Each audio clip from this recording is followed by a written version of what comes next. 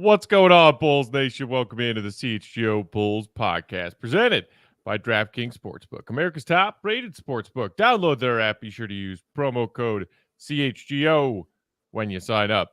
I'm Peck. You can follow me on Twitter at Bulls_Peck, joined by my guy, Big Dave. Bow! BAWL Sports. Our guy, Kevin Wells, filling in for Joey on the production controls today. Fresh week of Bulls content coming at you. First and foremost, Big Dave, how are you? How was your weekend? Weekend was cool. Weekend was chill, which is my favorite kind of weekend. I like boring on my weekends. Love chill. I enjoy boring. Boring gets my stuff. That's how I roll, man. So, yeah, it was pretty cool. How about you? It was wonderful. Started the weekend off by going to night 2 of our CHGO Bears draft party over at Joe's on Weed. Had a wonderful time there. Want to give a quick shout out to everybody on our CHGO Bears crew, everybody on our CHGO production team that worked tirelessly in not just the weeks, but months leading up to the NFL draft. Obviously something that Bears fans get so jazzed for every year. And it was really fun to sort of just soak up that experience. I know you went to night 1 on Thursday. It was just really fun to see a bunch of Bears fans gathered for something so exciting. When Bears fans probably have some of the most optimism across Chicago sports landscape right now, which is crazy to say coming on the heels of a 3-win season. But dude, Bears fans, every pick, people were cheering, people were excited to hear what our Bears crew had to say. It was so much fun. That's my favorite part of the draft, is watching people cheer for players they know they have no idea who they are and what they do. But it's always great. You know, it's like Greg Sloshcheck. Yeah, Sloshcheck. Yeah. It's like, dude, you don't know who that is. He's an offensive tackle. You in the 5th round when they're like, we don't care. That's our team. But I will say, Bears fans are extremely knowledgeable.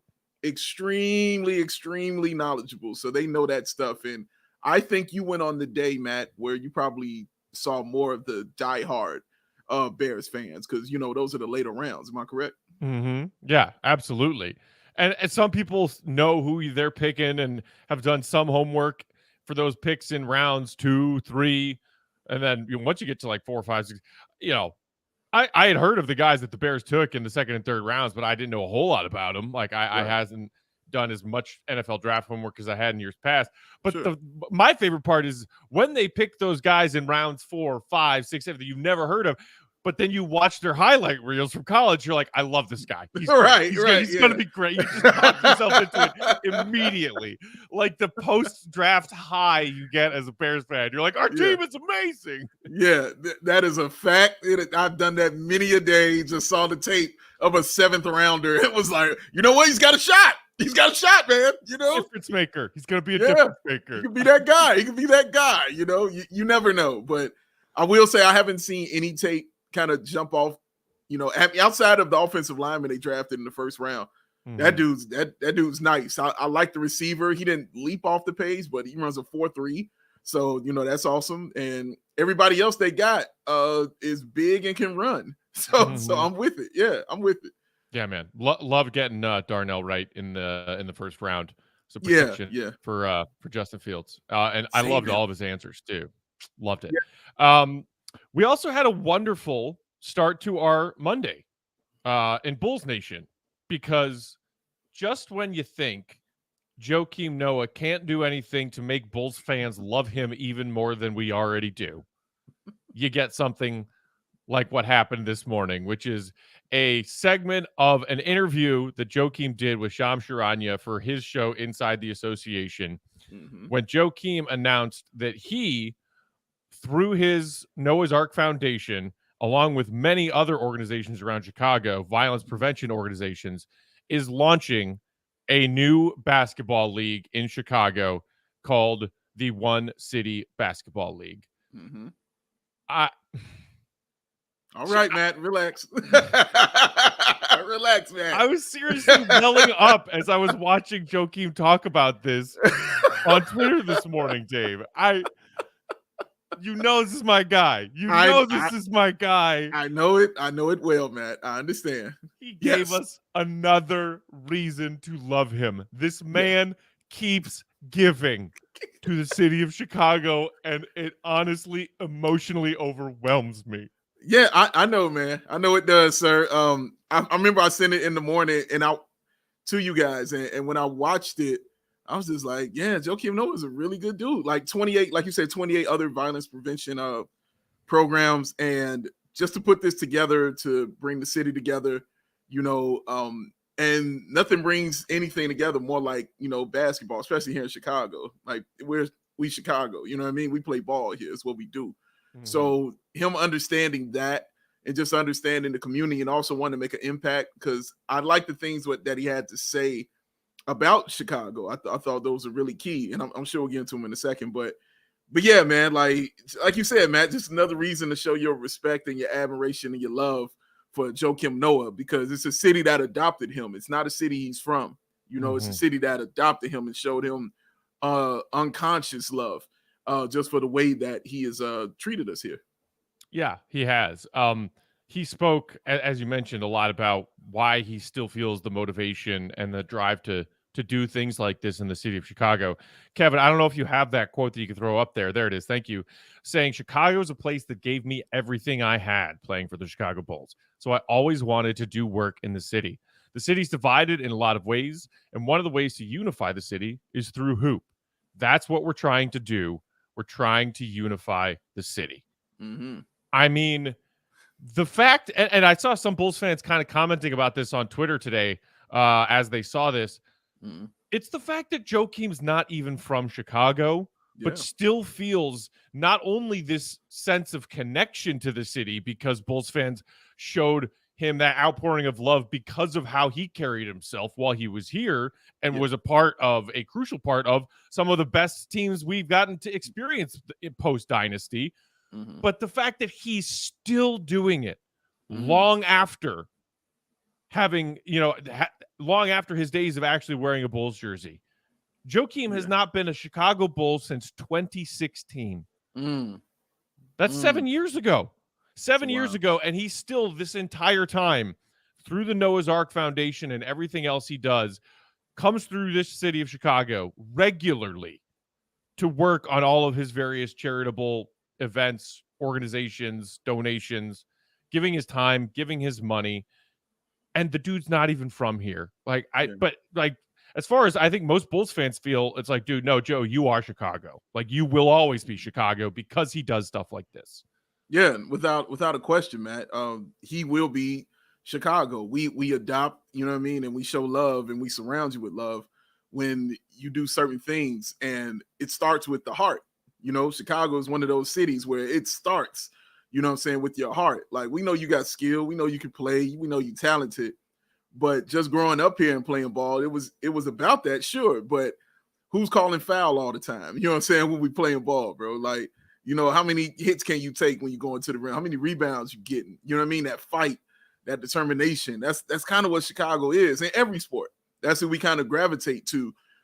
In basketball, it's easier to see because there's no helmets, no padding or anything like that. Like, guys are just going hard every single time, and to do it for 82 games, and then the things he would say about representing the city, and then he would draw a line in the sand about, no, I hate all of y'all. I roll with this over here. You know what I mean? Like, those kind of things are what endear him to Chicago, because we're like that about our city. When we go out of town and people say anything about us, you know what I'm saying? Like, bro, relax. You know what I mean? You can't really say that kind of stuff around Chicagoans. We're going to take offense to it. You know what I mean? Mm-hmm. We don't care if it's true or not.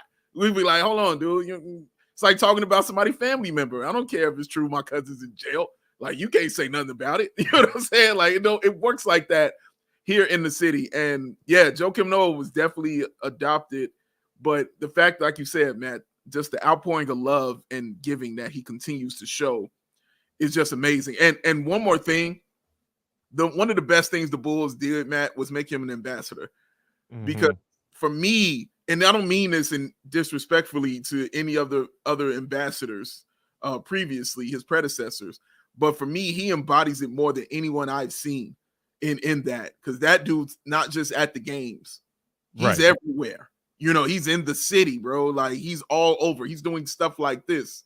You know what I'm saying? Like, he's showing this kind of love to Chicago, man. Like, it's not just lip service and showing up and sitting front row. He won't even sit front row. It's not just sitting in the Reinsdorf's owner's box at the United Center and watching the first half and leaving at halftime, which, you know, without naming any names, I'm pretty sure is what a lot of the former Bulls ambassadors over the years have done, many of whom were part of those dynasty teams that the fan base is still obsessed with. But none of them do the level as far as volume or quality as the charitable stuff that Joakim does, because he wants to give back to the city of Chicago, which is, again, why I've always loved him. And this league in particular, I just think is such a brilliant idea and something that has potential to do legitimate good in the city. We know some of the things that get said about the city of Chicago and this city's violence problem are way overblown on the national media scale, and some people who talk about it don't know what they're talking about and just relay the same couple of sentences and a couple of misguided or flat out false statistics that they see on some news programs or in their Twitter feed. But ground root stuff like this that can actually spark positive change in a city to help heal some of the parts of it that are hurting the most is so cool and so meaningful. Kev, do you have that screenshot of some of the details about this One City Basketball League? There it is. Thank you. So it's an incentivized basketball program for young men aged between 16 and 25 living in the west and south sides of Chicago. League members comprising of collaborations with 28 existing violence prevention groups. The league provides all of the following: financial incentives for players, off-court programs, family services through the Ladies of the Ark program, which I believe is the wing of the Noah's Ark Foundation that Joakim's mother organizes, and they do a lot of great stuff, and paid job opportunities for site managers, coaches, and officials in this basketball league. Awesome. I mean, it's like a spider with 8 limbs doing good deeds with all 8 limbs. And it's just a basketball league. It's, oh my gosh, I love this so much.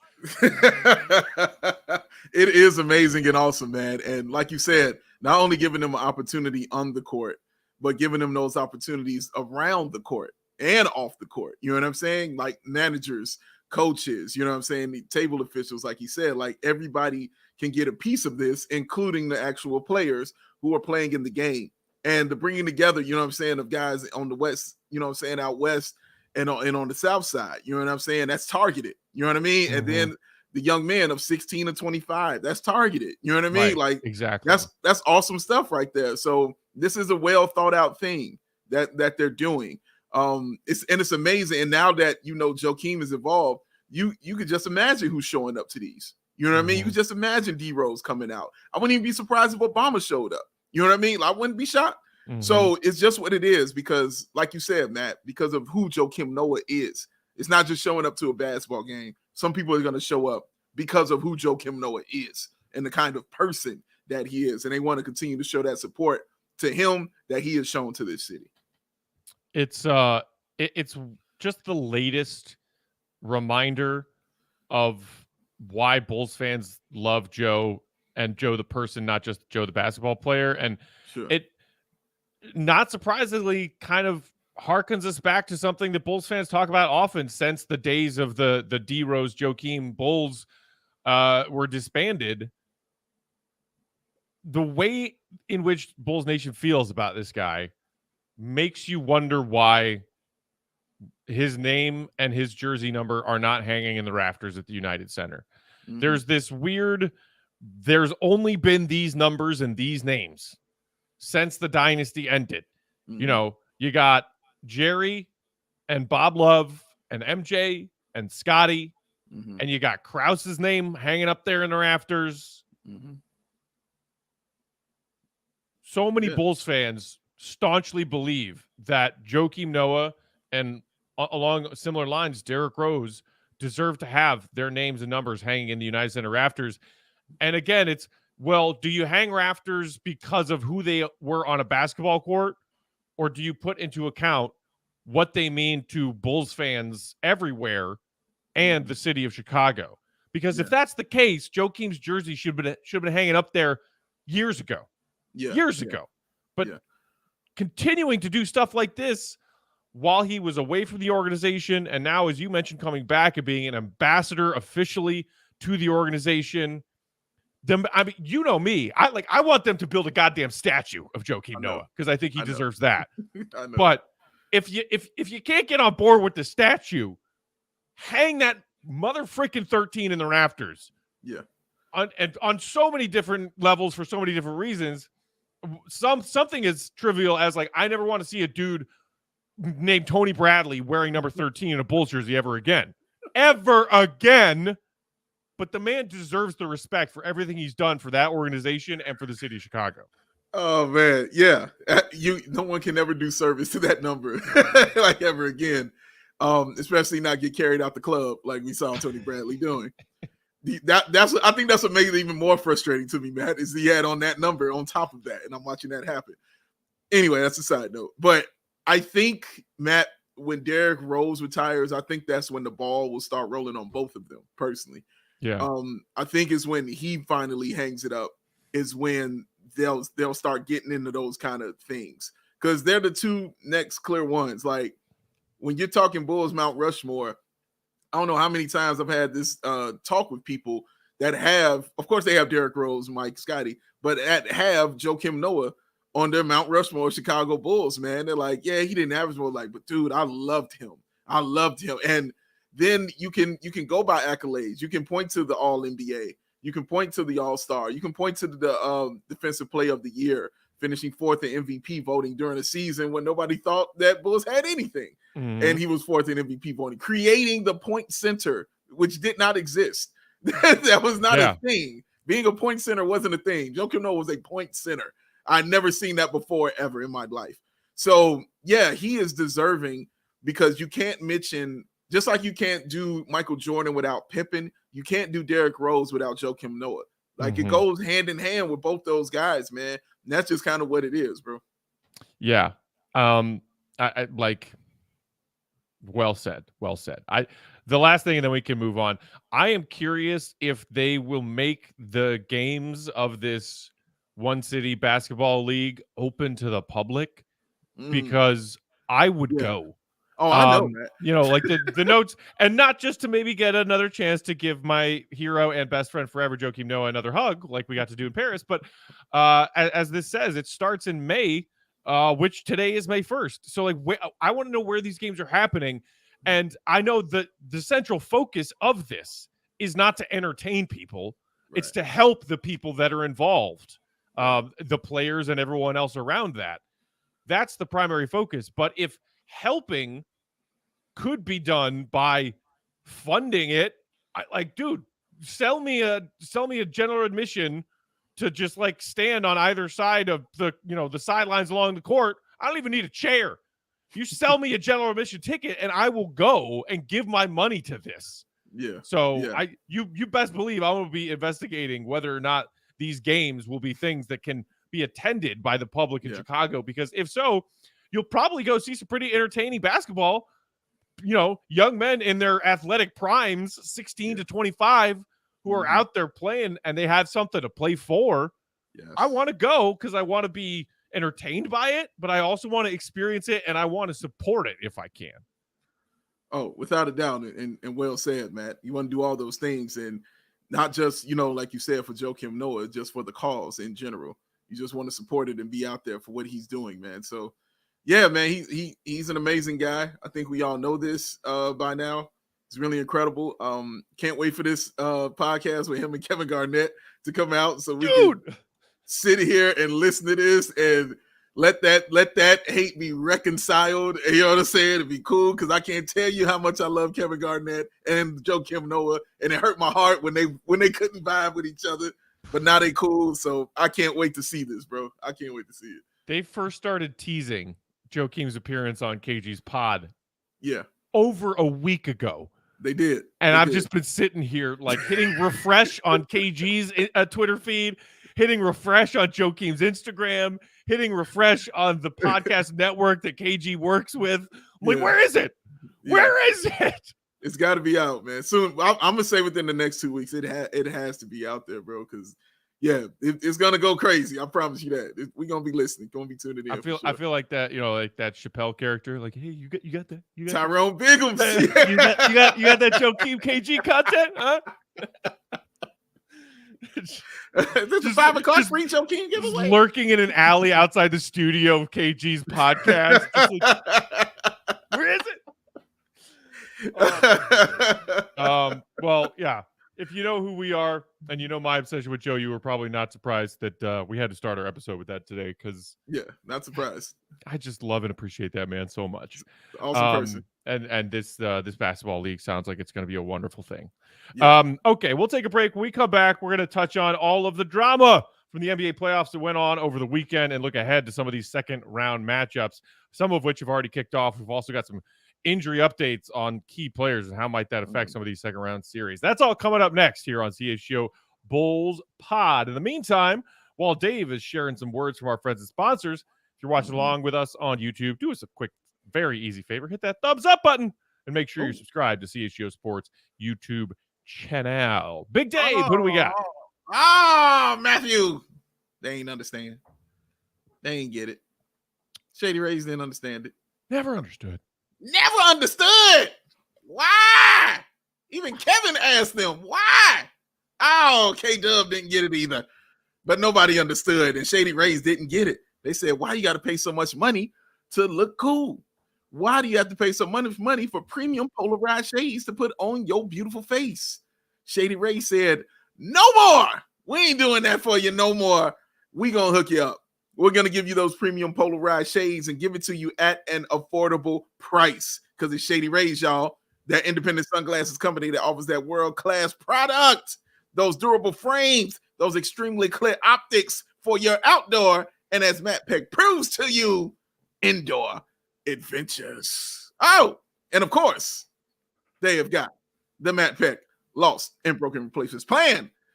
Hat gone, anger swirling about. Glasses are broken because they were on that hat.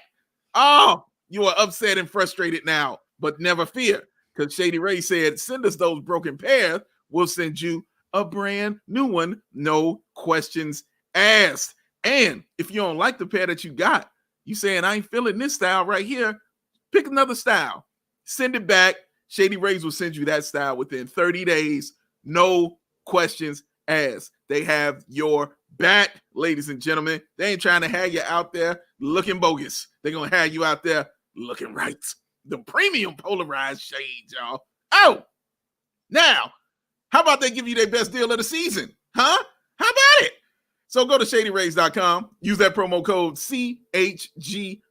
You know what it is, CHGO.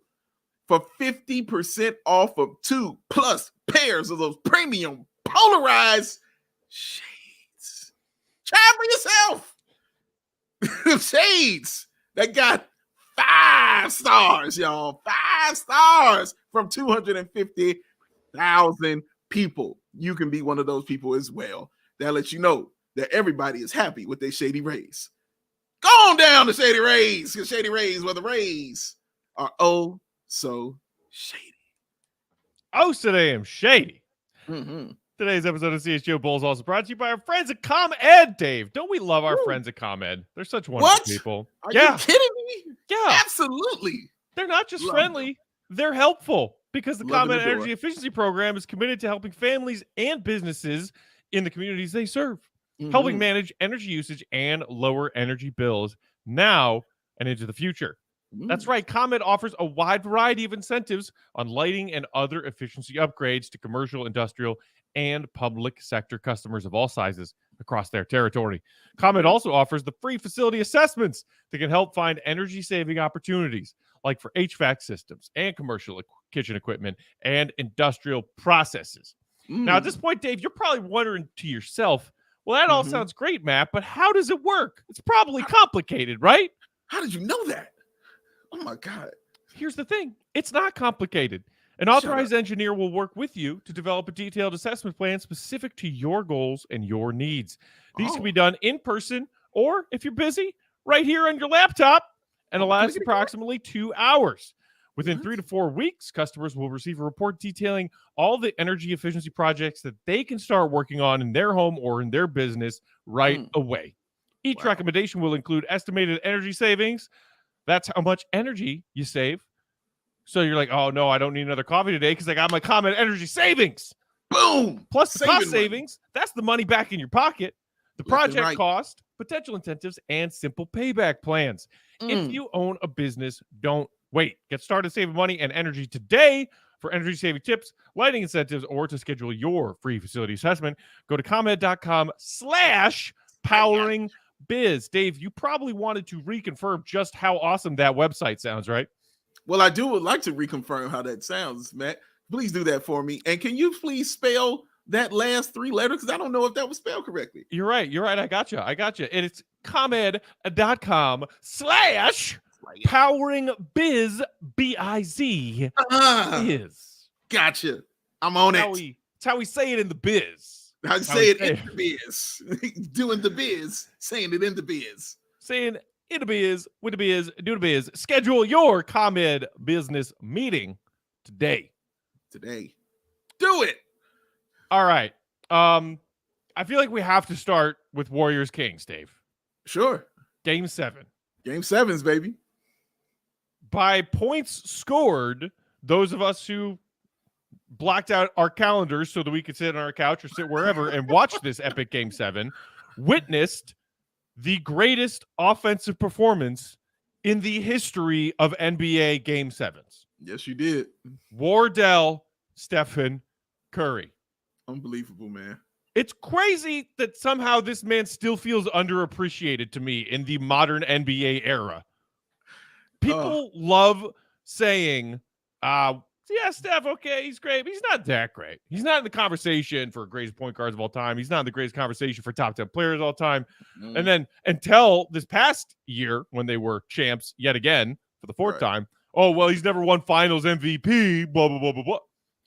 What does this man have left to do to earn the respect that he deserves? Because that is one of the greatest playoff performances I've ever seen. Will ever see, and he did it on the road, and that's what adds to it right there. See, that's some Joakim shit. Game 7 on the road. Joakim shit. That's what. See, for me, that's what adds to the legacy. Is these kind of situations that are set up, not when everything's going right or everything's going good. I'm talking about when your team all season long has been pure ass on the road, and you're going up against, I believe, the best home team in the NBA, the number 3 seed, the number 3 seed in the Kings. Everybody's lighting beams. You're coming back off a loss in a place where you don't really lose. And I mean, they handled them, in that place. Also, in the game, you got your boy Klay Thompson having a bad game. 4 of 19. 4 of 19. Not great, Bob. He wasn't on point. And going into that halftime, Matt, I was watching that game, and then I just was like, wait a minute. This is like tied? Like, it was like a 1-point game? I was like, uh-oh. I was like, this ain't good. Because Warriors are not playing well in that first half at all. At all, man. But the fact that they had it right there, I was like, this could be a problem. And a problem indeed it was. Because Klay started it. He started hitting some buckets, which we knew he would. That 4-point play Klay had was pretty epic. Woo! Huge. Where he put the 3 like this, yes. But Wardell, he finished it. And I mean finished it hard. Sent all y'all home. I don't know what else he has to prove, Matt. I just think this is how legacies happen. Is people set up the barriers and you just run through them. And you keep running until there aren't any left. And then you look up, and that means you've done something that nobody has ever done in the NBA. So that's all he's doing right now, man. It's just continuing to run through these barriers, smash them down. Because, I mean, this dude is plain old-fashioned special, all right? You ain't never seen nothing like this. I ain't never seen like this in my life, dog. That dude who plays like this kind of way, who's a threat as soon as he crosses half court. You're a threat. Like, that's terrifying, man. What a nightmare of a player he is. And the thing is, it was such a beautifully well-rounded performance. Yeah. Our guy Daddy Fish in the comments saying Steph, most unbeatable player I've seen since MJ. Ooh, so we all know and love watching Steph get hot from deep. And he was 7 of 18 from 3 in this all important game 7. Yeah. He was 13 of 20 inside the arc. And some of those finishes you saw him make amongst the trees, these twisting, contorting ways where you're like, how did he get open for that floater just now? Or how did he put that exactly correct English on that ball to get that layup to go as he's flying out of bounds after getting contact? Right. He also chipped in with 8 boards and 6 dimes, and the man had 1 turnover. Special. Steph had that ball in his hand the whole damn game. The whole damn game, he had 1 turnover to his 50 points. Oh my gosh. And Matt, what add, that's crazy, first of all. That's insane. That's insane. That's absolutely insane. But it's also, Matt, the fact of how unassuming he is. You know, like when you look at LeBron, you're expecting that to be great. Like, that's 6'8", 6'9", 250 pounds, just pure train. You're supposed to be a monster. This dude comes in, you know what I'm saying, barely 6'3". You know what I'm saying? Like, that's it. You're barely 6'3", not so big, not so long, but I mean dominating fashion. What he does, man, for me, he's terrifying from 3, but he's scarier for me from 2, because from 2, it just feels super automatic. Like, it feels automatic from 3, but anytime I see him shooting a jumper, I'm like, Cash, like, I never think it's a miss, ever. I think it's going in. His layup package is disgusting. His handles are vicious. Like, you can't foul him and send him to the free throw line. That's free points. You know what I mean? Like, what do you do with somebody like this? Nothing. You just have to hope and pray that he has a bad game and try to answer them like the Kings did. The Kings just tried to answer that. But ladies and gentlemen, there is no answer for greatness. It just is. You just say greatness, man. And that's what you saw. You saw pure old-fashioned greatness. And I wanted to highlight this because I think it is a cool thing that speaks to the way that Steph is respected by his peers and his teammates, because everybody knows that when it comes to this core of champion warriors, Draymond's the one yapping all the time. All the time. Yap, yap, yap. Whether I'm trying to light a fire within my own team or I'm trying to instigate some shit with our opponents, Draymond's mouth is always open. And like, I don't even want to get into this. You know, he went and did his show and was like bad-mouthing Sabonis for not shaking hands at the end. Whatever. Oh, please. Right. Curry is the one who spoke up between games 6 and 7. There was a co-written column in The Athletic this morning from Marcus Thompson and Shams. And it was all about what was said and how the Warriors reacted to what was said by their lead by example, not by words most of the time, leader, Steph Curry. So here's just a quick excerpt from it I wanted to read. So this is Steph talking to the team before their film session on Saturday after embarrassing loss, could have been clinch on their home floor, game 6, Friday. Curry told the team he believed in them, that they had enough to win. He asked them for their trust in return.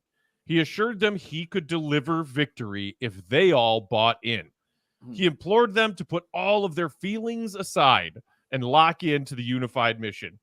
Anyone who wanted to remain in their emotions, he told them to stay home. Ooh. Anyone who was ready for their vacation, he told them not to get on the bus for Sacramento.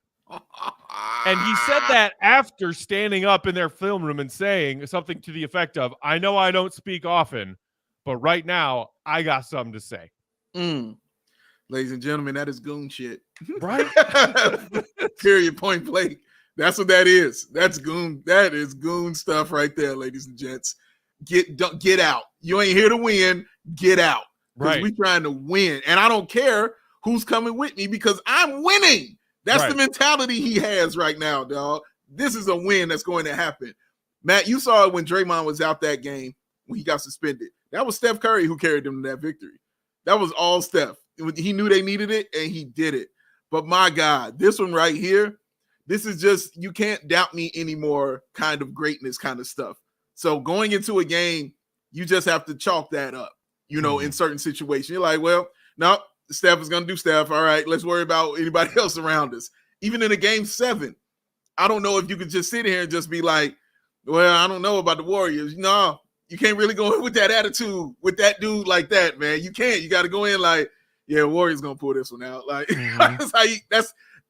it reminds me just of how you talk about great players. I always talked about Jordan and never felt he was going to lose in those situations. You know what I'm saying? I'm trying to think of another player that was like that. It was several players like that I just like, I don't feel like they're going to lose in any of these situations. Magic was like that. Bird was like that. It was like that for me. So if I'm talking about him in them kind of categories, for me, that's saying a whole lot, bro, because it takes a lot for me to put you up there with, you know what I'm saying, on near Mount Rushmore, you know what I'm saying, with these guys on Mount Olympus, you know what I'm saying, with these dudes, man. Like, you got to be something truly special, and he is something truly, absolutely, undeniably special. And it's great that he basically just told them, if you have any of your own issues or your personal problems or things that you're feeling sensitive or unhappy about right now, check that shit at the door, or don't come. And there have been reports towards the back half of the season within the Warriors that there's some turmoil in that locker room. There's maybe some chemistry problems. Some of the younger guys on the team, Kuminga, Jordan Poole, complaining about their lack of minutes, about their roles on the team. And Steph basically, in a rare moment of vocal leadership, said, we're not going out like this. Yeah. We are the goddamn defending champion, 4-time champion Golden State Warriors. And this might be it. There's also been reports that this could be the last run for this Warriors team as it's assembled, because we all know, Draymond's got a contract thing coming up this summer. We don't know if the Warriors are going to double down again on this aging core, or if this is their last run. We're not losing a game 7 on the road after having a chance to clinch our first round playoff win at home and screwing it up that badly. We're not going out like that. And I mean, talk about saying something and then freaking delivering on it. He said, fall in line behind me. If you're in, get in. I got this. And then he went and put up a 50 burger on the road. Insane, dog. You know what it does, Matt, also is I keep going back to Jordan when I'm thinking of these things, man, because he was the only player, like, I remember making me feel like that. And a lot of people would say Kobe as well. You know what I'm saying? That made you feel like that. But when you see him walk on the floor, or you making a bet or whatever against him, you can't use logic. You know what I mean? In these situations, Jordan, you couldn't use logic, right? In that, I don't care who he was playing against.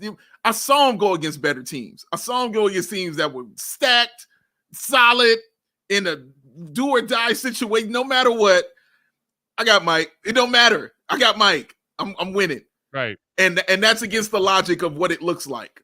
Yeah. Steph Curry is getting to that level for me, man, where I'm just like against the logic of it, looking at the team, and you're breaking down the numbers and all that. Like, oh no, well, no, they do this. I got Steph. You know what I'm saying? Like, let's go out there and see. And I think that's what it's doing for me now in these playoffs. I'm like, how can I pick against? Like, I'm just gonna have to see it lose, like you keep saying. Like, it's just gonna have to see it for me to be like, okay, well, they ain't gonna get it. And to put him in that category is a huge thing for me, dog. It really is, because I don't put a lot of people in that category, dog. But after watching what I've been watching for years, and after what I saw yesterday, I don't see how he can't be there, man. Right. And that's the very exciting thing about what happens next is now you get Steph versus LeBron in the playoffs again, and maybe for the last time. Who knows? It's very possible that this could be the last LeBron-Steph showdown in the playoffs. Possible. And the wild thing to me is, of course, that will be the major headline of Warriors-Lakers, which, starts in a day. But to me, as far as the X's and O's on the court, the most fascinating matchup is Kevon Looney and Anthony Davis. Yes. Like, what's going to happen there? Because Kevon Looney just made Sabonis, a guy who might be all NBA this season, look absolutely silly in that series. And Anthony Davis was so hot and cold in the Lakers' first series against Memphis. Anthony Davis has been hot and cold all season long. So which Anthony Davis is going to show up, and is Kevon Looney going to give him fits? That's the matchup I can't wait to see. He is definitely going to give him fits. Like, Anthony Davis was dominating those Grizzlies because I'm telling you, Steven Adams wasn't out there. He ain't had nobody to go up against. You know what I'm saying? He could go be tough and flex his muscle inside. Looney is not that kind of guy. You know, he's more on the Steven Adams kind of level with a little more flair for the offensive thing. But he is definitely offensive rebounds yesterday. Boom, right there. He is physical. You know what I'm saying? He is a physical human being. And even saying that against Sabonis, and that's what Sabonis do is grab boards, bro. No Looney, dude. Looney. That's all I like to say, dog. But hey, it's going to be tough, bro. It's Schneeblay. It's Schneeblay. Dude. Yo, man, it's going to be tough, bro. Like Big Daddy Fish said, Looney is Goonie. Like, man, he's tough, man. And that's going to be tough for AD to go against, man. So it's going to be an interesting series, bro. Like, it's going to be a lot of shit talking, and it's going to be a lot of stuff, man. And Steph and LeBron both know that both of them are kind of approaching ends of certain things. So it's going to be interesting to see, you know, how these two come out. And, you know, because this is, like you said, it's a series everybody kind of wanted to see. So it's going to be interesting, man. We're going to be watching. I know that. It's going to be fascinating. I'm just going to throw this last grenade before our second ad break. If the Warriors move on and Steph continues to play like this in the playoffs and say Steph gets 5, does that change where people have Steph compared to LeBron? The conversation will start. I don't care what nobody says, bro. Listen, the conversation is going to have to begin. Toss it in. Toss it. Because, listen, you're talking about a dude who keeps beating you. You know what I'm saying? Like, if that occurs because he keeps beating you, how can you not have the conversation? Like, seriously, it's going to have to occur. This is a huge thing for legacy right here. And nobody likes narrative better than LeBron. So it's going to have to be a thing, bro. Like, it's going to be interesting, man. It's going to be interesting. I just hope Draymond doesn't take it easy on LeBron because he worships him. You know, that's going to be another interesting, you know, matchup throughout the series is LeBron checking, or, you know, Draymond checking LeBron. All right, let's take our second break. We'll come back to wrap up with some thoughts on these other second round series that we got, including Knicks Heat. It's the late 90s, guys. We're back in the late 90s. Oh my God, that game won. Woof. Today's episode of CHGO Bulls is also brought to you by our friends at DraftKings Sportsbook, an official betting partner of the NBA, and NBA playoff action is here. We are talking about it. We are soaking up every quarter of it. So get in on the excitement of every game with a touch of a button. New customers can make a $5 pregame moneyline bet on any NBA playoff game and score $150 in bonus bets if their team wins. Plus, everyone should be making those no-sweat same-game parlays. We got 2 NBA games on deck tonight. Game 1, Sixers Celtics. Game 2, Nuggets Suns. Make your same-game parlay picks for both of those games. And if you don't hit on those parlays, no worries, because you'll get a bonus bet back up to $10, so you could try again on the next batch of playoff games. Ooh. Don't forget that promo code CHGO when you sign up to take advantage of that incredible offer for $5 down on any NBA money line. Gambling problem? Call 1-800-GAMBLER in Massachusetts. Call 800-327-327-5050 or visit gamblinghelplinema.org. In New York, call 877-8-HOPE-NY or text HOPE-NY. In Kansas, call 1-800-522-4700 on behalf of Boot Hill Casino and Resort. 21 and over in most eligible states, but age varies by jurisdiction. Eligibility restrictions apply. See DraftKings.com/sportsbook for details and state-specific responsible gambling resources. Ooh. Yes. So if you're watching them horses and you're gambling on it, y'all, you might as well look good when you do it. And the place you can go is CHGO Locker. That's one of the places you can go to for sure. But then after that, you check out FOCO, baby. Because FOCO will get you fitted out in the best sports gear around. The hoodies, shoes, signs, bobbleheads, and everything in betwixt. It's springtime, y'all, and it's baseball season. Oh, get your aloha shirts, your straw hats, your polos, your bags, and everything you're going to need for the game, including some Kleenex, because I'm a White Sox fan. Set decoration. They got to win, Dave. They got to win. Amazing. Losing streak over. Hey, great. And I watched that win. Nice 3-run homer by Vaughn to win it. And as you saw, it was 15 people there to watch it. It was great to see. Sell the team, Jerry. Oh, God, my team. Oh, Lord. FOCO. They also donated some awesome set pieces, y'all. So when you're watching the CHGO, when we're in studio, look behind us because I promise you there's some cool set pieces there. Or when the Blackhawks are there. Or when the Bears are there. Or when the Cubs are there. Or when the Sky is there. Or when the Fire is there, or when the Red Stars are there. We got it all covered because FOCO be looking out for all of us, including yourself. So check out FOCO.com or click the link in the description below for all non-presale items. Use the promo code CHGO and get your wonderful self 10% off because it's FOCO. Faux show. All right, moving along in our NBA playoff talk. Nuggets, Suns. Game 2 on deck tonight, as I mentioned, 9 p.m. Chicago time tip-off on that one. Nuggets take game 1. Ooh. And, Jokic does Jokic things. Not a super efficient night shooting the ball, but still gives you 24, 19 boards, and 5 dimes, Mr. Point Center. Mm-hmm. But I can't help but think that the reappearance of bubble Jamal Murray is what might actually take the Nuggets to maybe winning it all this year, because paired with Jokic, that duo might be the most lethal duo still standing in the NBA playoffs, Dave. I don't know if you feel differently. No, man. I said it before when we were, again, I've said this a couple times before, when we were doing our rankings for standings for the Western Conference, and I had them at 5. I said the reason I have him at 5 is because I don't know if Jamal Murray is going to be healthy. I said if he is healthy, they are the best team in the West, period. Jamal Murray's healthy. Damn. Dude, my God. It was a beating what they put on them dudes. And they're so deep. And that's the problem with it. They are so deep, man, and I understand the top heaviness is really top heavy. You know what I'm saying? On the Sun. We're talking Kevin Durant. We're talking Devin Booker and Chris Paul. Like, that's a ridiculous big 3 right there. That's 40, and at least 20 and 10 coming from them, man.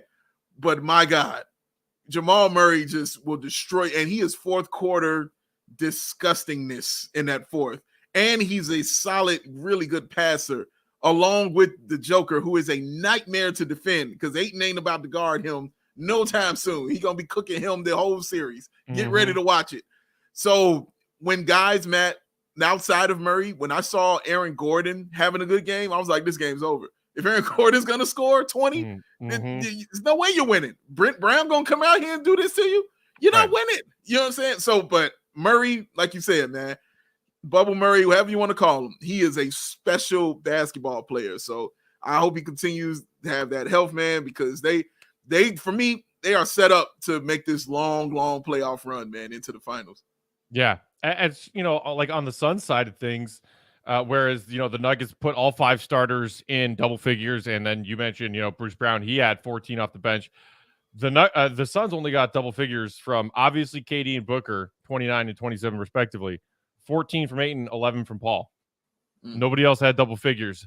So it's like, if at least one of KD and or Booker goes closer to 40 than 30, Suns might have a tough time figuring out a way to win this series because they both, so they both took 19 shots in game 1, which seems like a small number for each of them to have, but they both fell short of 30 points.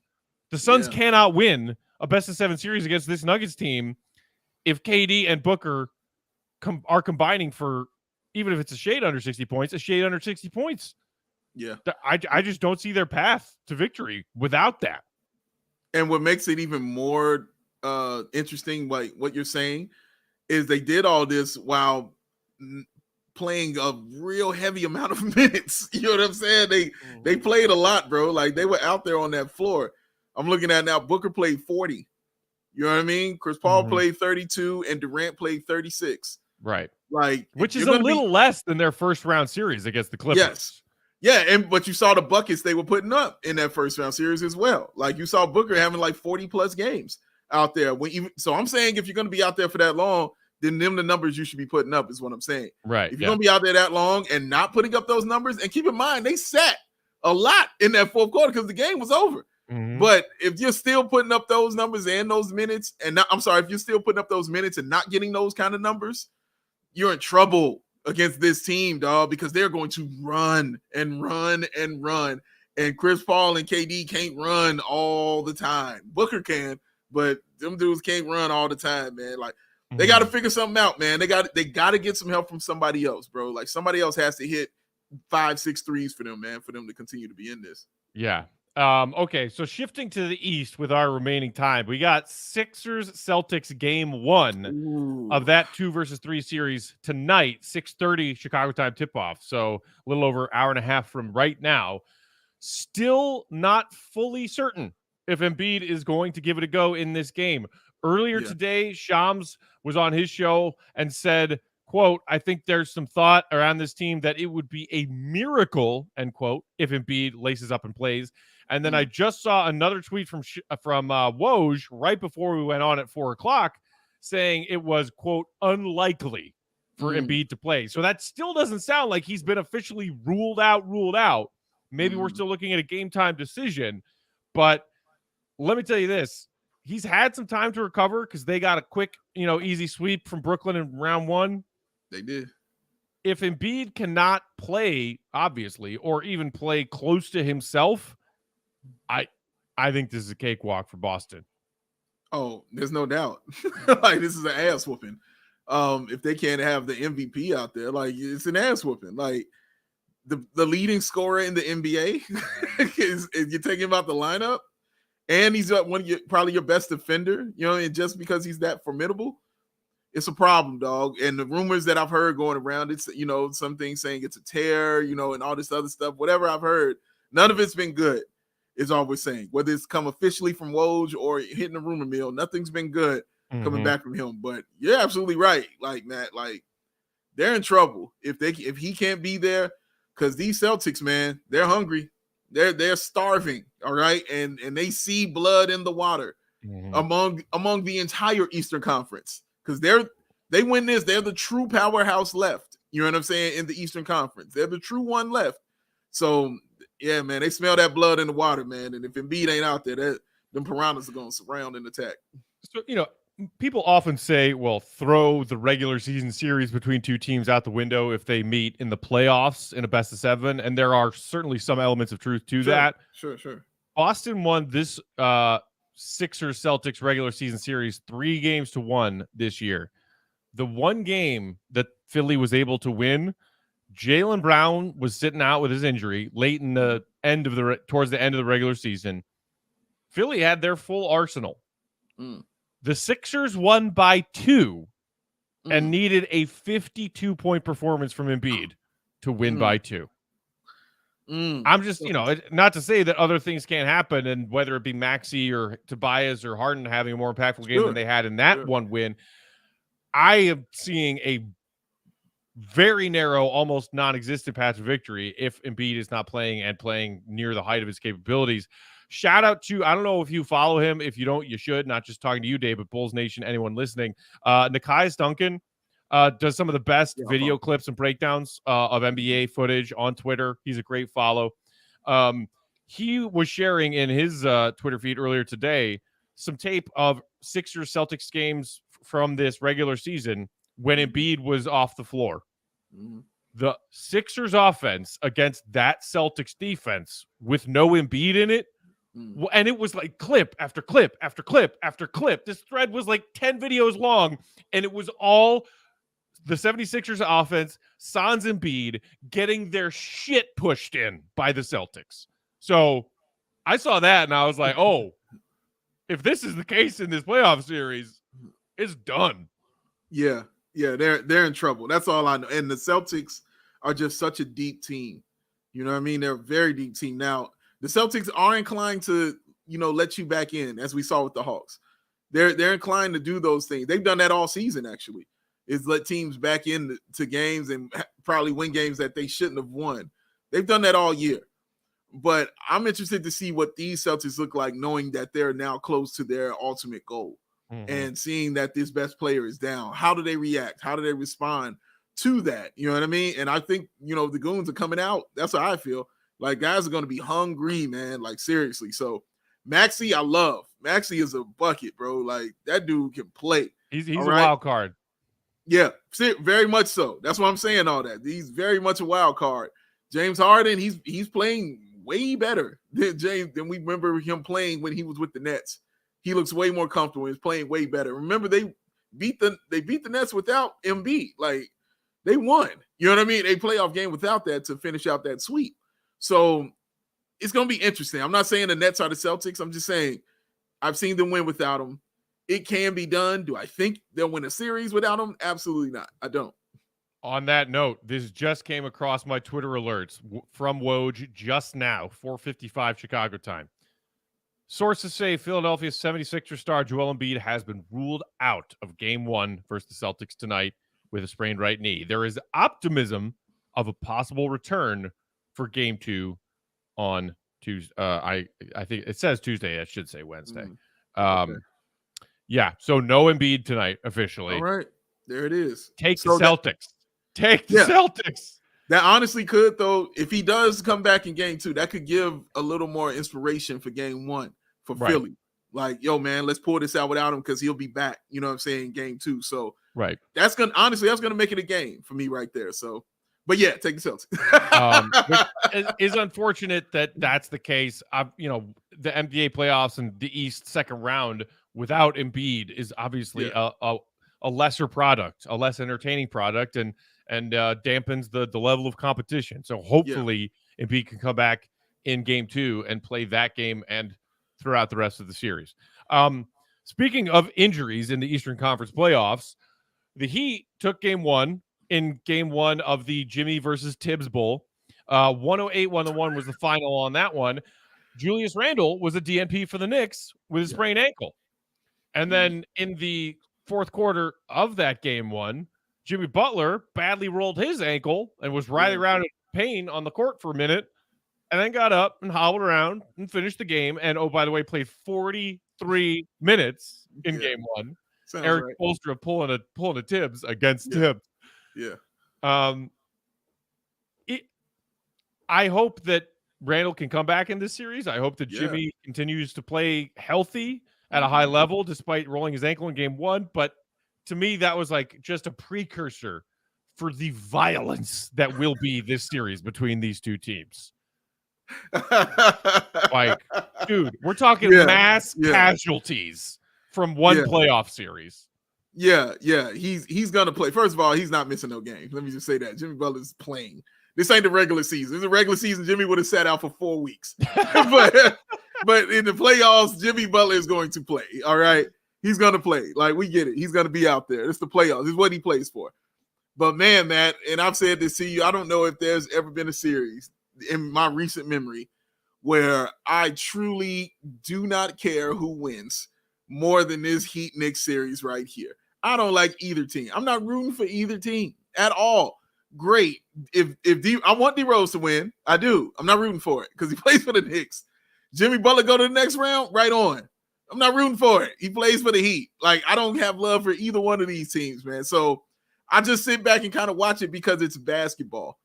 And I love basketball. And I do like watching the celebrities in the crowd in New York. You know what I'm saying? Like, I like watching that and seeing Spike Lee actually happy. You know what I'm saying? I like seeing that stuff. So, but rooting for whoever, nah, bro, it ain't going to be none of that for me, sir. You can forget that. I ain't rooting for nobody. I'm rooting for Dave. That's what I'm rooting for. Yeah. Allow me to watch the game. That's it. But I'm rooting for entertainment value. But you're right. I hope Randall comes back. I hope they get a full healthy team because, like you said, man, it's going to be knocked down, drag them out. And that first game was definitely evidence to that. Yeah. Drewish in the comments said he's right there with you. Hey, you can't root for either of these teams. As people who grew up watching the Bulls dynasty in our younger years, the Knicks and the Heat were two teams that you just hated. You know, both had their Pat Riley stink on them at various points. But when we first found out that it was going to be Heat Knicks in round 2, I don't know about you, Dave, the first thing I thought of was Jeff Van Gundy clinging on to the leg of Alonzo Mourning like it was a life raft. Dude. Do you have that photo? I sent you a photo of it if you could pop it up real quick. If not, no worries. But I mean, those of us who were around watching NBA playoffs in the 90s remember that moment. Yes. It is seared into my brain. Yeah. It was a first round series, Knicks Heat, 1998. It was the last dance season in round 1. And thank you, Kevin. There it is. Look at this. You got Oakley. You got Old Man Oak. You got Tim Hardaway Sr. trying to pry Oakley off. You got Mourning giving an elbow to the throat of Oakley. And not quite all the way bald yet, Jeff Van Gundy just has Alonzo Mourning's knee in the death grip. Do you know the funniest thing about this? And shout out to Bashan Leonard too. But the funniest thing about this, man, was Alonzo Mourning, when he told this story, was exactly his reaction when you saw it. Is he looked down and he's like, "What the hell? Like, what is going on right now? What is that on my leg, dog? What is that the coach? Is that the coach on my leg? What is happening right now?" Like that should be hung up somewhere, you know what I'm saying, the Louvre, bro. Like that is a portrait. That's probably the only Heat Knicks thing I would have in my house if I had a Heat Knicks anything. And the video of it, Jelly said Jeff looked like a rag doll. It was the first time I'd watched the video of that whole fight sequence in a while.